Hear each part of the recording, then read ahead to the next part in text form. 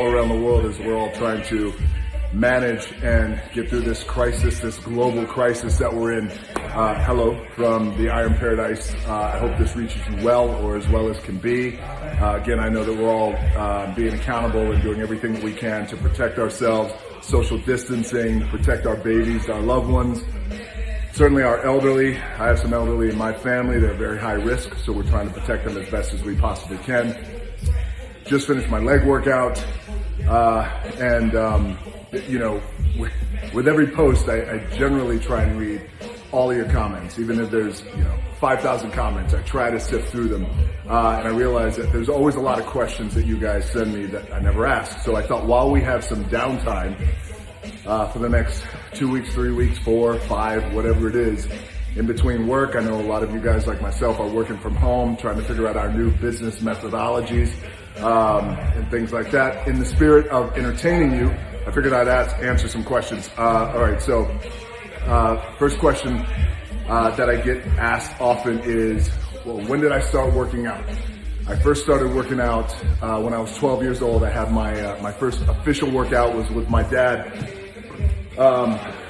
Rocky Johnson, rest in peace, soul man. He passed away January 15th of this year. But anyway, my dad was a workout beast, an animal, and he was built like just a brick house. So, I would always go to the gym with my dad and watch him on the weekends, but I wasn't allowed to work out. So I would just watch him and all his OG buddies in the gym just train hard and clang and bang and, those old school dudes. So 12 years old in Hawaii, my dad finally said, all right, you can come to the gym with me. And it was a Saturday. So I was really pumped to go to the gym with my dad. I was 12. And before we walked in, he said, listen, you're going to work your ass off. I don't want any bullshitting. And he goes, whatever you put on the bar when we do bench press, he goes, I'm going to show you how to do a bench press first. Whatever we put on the bar, you have got to push it up. Whatever weight you choose, you've got to push it up. You've got to get it out of the hole. And for those of you who don't know, out of the hole basically is from this position up to here, and the rest, your triceps should be able to take over your triceps and your shoulders. So anyway, he was just teaching me the lesson on how to get it from here to here, because that's where your power is. And I said, of course, I got it. He's like, are you sure? I said, yes. He's like, you sure you understand? I said, yes. And I think he knew me. It's that testosterone DNA that we had. So even when I was 12, so we get in there and we start off with a bar and 25-pound plates on both sides. Did my first set, bang, I pushed it up pretty good, a little bit of struggle, but got it up. He said, all right, let's throw on 5-pound plates on each side. I said, no, let's put on 35. Let's add 10. He's like, no. And I said, no, do it. And by this time, I could start to feel like people looking, because again, everybody watched my dad and his buddies when they were working out. So we threw on 35s on each side. We stripped the 25s, threw the 35-pound plates on. He gave me a lift off. I went down with it. I barely got it out of the hole. And and he had to, give me that spot. And he goes, okay, this is where we're going to stay. We'll stay here. And I said, no, let's go up and wait. He paused and he said, are you sure? And I said, yeah. He goes, how much you want to put on? I said, let's throw the 45s on. Because, when you're a kid and, you're in the gym and you're just starting to work out, you want to graduate to the 45-pound plates. That's where the big boys play. So we stripped off the 35s, put on the 45-pound plates, and he goes, remember what I told you? You better push this off your chest. I said, I got it. I'm feeling myself at 12 years old. I don't know why, by the way, because I had a fucked up afro and acne all over the place, but I was still feeling myself. He gave me a lift off. I took that weight, and I went down with it, and I could not control that. That weight buried me and got stuck right here on my chest. I started to panic, and my dad was he was standing over me. He was saying, now push up the weight, push the weight up. I was like, I can't push it up, I can't. Now, of course, it really wasn't that dangerous because it wasn't by my throat. It wasn't like he was going to let me, crush my larynx.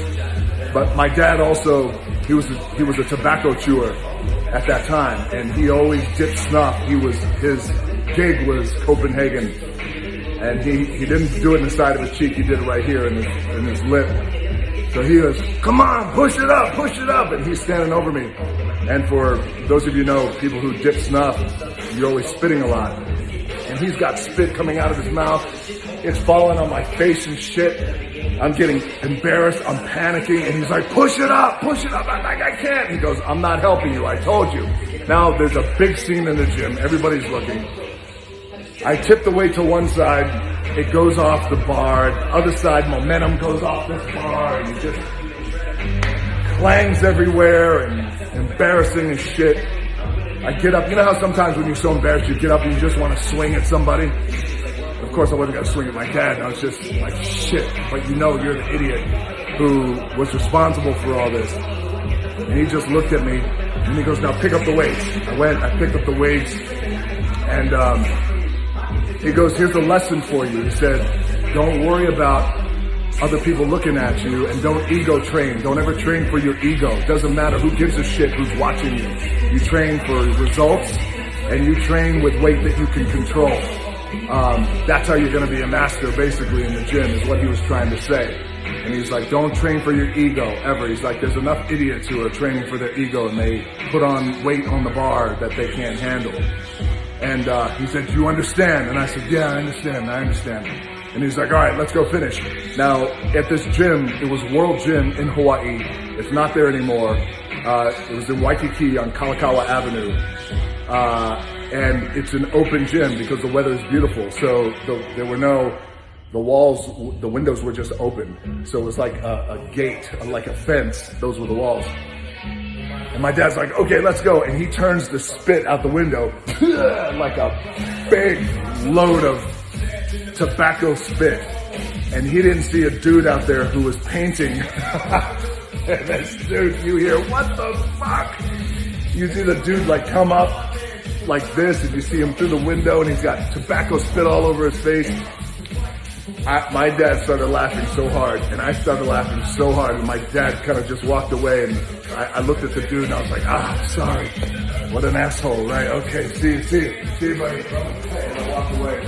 Anyway, lesson learned, 2 lessons out of this is, not only is this 8 minutes of your life you're never going to get back, but the lessons learned are, don't ego train at all. This generally applies to men, because we are the ones with the egos in the gym.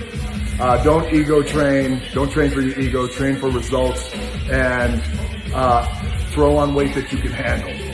And if you're ever going to spit out of a window, make sure that nobody's outside painting. All right, you guys stay healthy all around the world. We'll manage this thing. Everything will get better.